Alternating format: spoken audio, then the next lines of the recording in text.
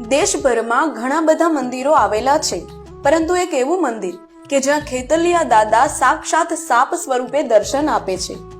આ મંદિરના પ્રાંગણમાં ઘણા સાપો જોવા મળે છે, જે કોઈને પણ નુકસાન પહોંચાડતા નથી. એટલું જ નહીં, આ ગામમાં જો કોઈ સાપ નીકળે તો બાળકો તેને હાથમાં પકડીને મંદિરમાં મૂકી જાય છે.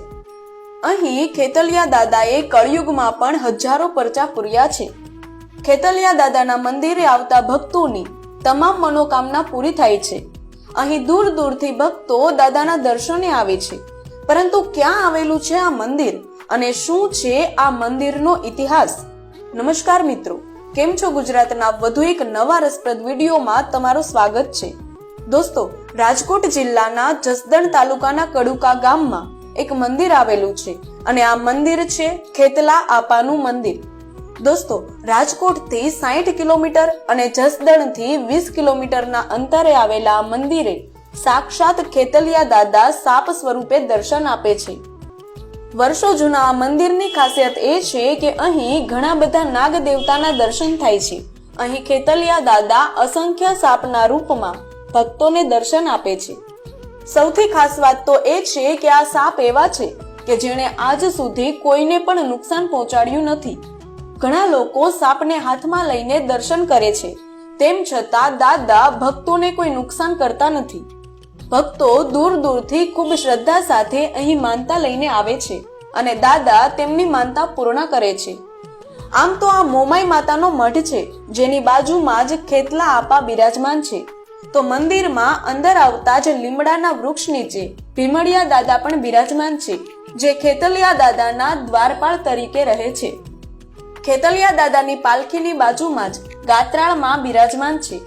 આ મંદિરમાં કાના બાપા ભુવાની ખાંભી આવેલી છે. આ તો થઈ મંદિરની વાત, પણ શું છે આ મંદિરનો ઇતિહાસ? દોસ્તો, અંદાજિત 300 વર્ષ પહેલા ખેતલા આપાનો જૂનો મઠ આથમણા બારે એક જૂના મકાનમાં હતો. તે મકાન ખૂબ જ કાચું હતું. આ કાચા મકાનમાં ખેતલિયા દાદા મોમાઈમાં અને ગાત્રાળમાં એક સાથે લાકડાની પાલખીમાં બિરાજમાન હતા. આ કાચા મકાનમાં ખેતલિયા દાદા મોમાઈમાં અને ગાત્રાળમાં એક જ સાથે લાકડાની પાલખીમાં બિરાજમાન હતા. તે સમયે ખેતલિયા દાદાએ કાના બાપા ભુવાના સપનામાં આવીને કહ્યું હતું કે મારો નવો મઠ બનાવો, પરંતુ કોઈએ પણ આ વાત પર ધ્યાન ન આપ્યું. ધીમે ધીમે સમય વીતતો ગયો. એમાં એક દિવસ એવું બન્યું કે ખેતલિયા દાદાનો જૂનો મઠ સળગી ગયો. પરંતુ નવાઈની વાત એ છે કે આખો મઠ બળી ગયો, પણ ખેતલિયા દાદાની પાલખીને સહેજ પણ આંચ ના આવી.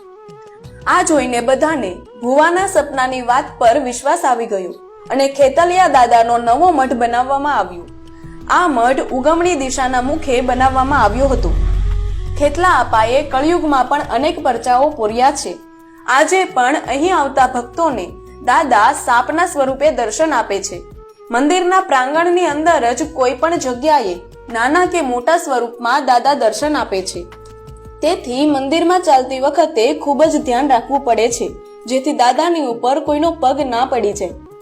સાપના સ્વરૂપે રહેલા દાદા એટલા શાંત હોય છે કે કોઈ પણ આસાનીથી તેમના દર્શન કરી શકે છે. તે કોઈને પણ નુકસાન પહોંચાડતા નથી.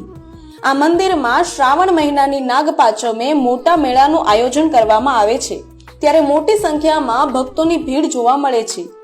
અહીં જે દંપતીને સંતાન ના હોય એ દંપતી દાદાને પારણું ચડાવવાની, બાળકનો ફોટો મૂકવાની અથવા બાળકની ભારોભાર સાકર ચડાવવાની માનતા રાખે છે. અહીં દાદાને કહુંબો ચડાવવાની પણ માનતા થાય છે. આજ સુધી અનેક ભક્તોની માનતા દાદાએ પૂરી કરી છે. કહેવાય છે કે જો શ્રદ્ધાથી માનતા રાખવામાં આવે તો દાદા ભક્તની મનોકામના ચોક્કસ પૂરી કરે છે. આ મંદિરની સામે જ ભક્તો માટે રહેવાની તેમજ જમવાની સુવિધા પણ ઉપલબ્ધ છે. અહીં 24 કલાક અન્ન ક્ષેત્ર ખુલ્લું રહે છે. દાદાના આ મંદિરે મોટી સંખ્યામાં ભક્તો આવે છે. ખાસ કરીને શ્રાવણ મહિનામાં તો ભક્તોની ભીડ જામે છે. જય ખેતલિયા દાદા. વિડીયો પસંદ આવ્યો હોય તો વિડીયોને લાઈક, કોમેન્ટ અને શેર કરો. ધન્યવાદ.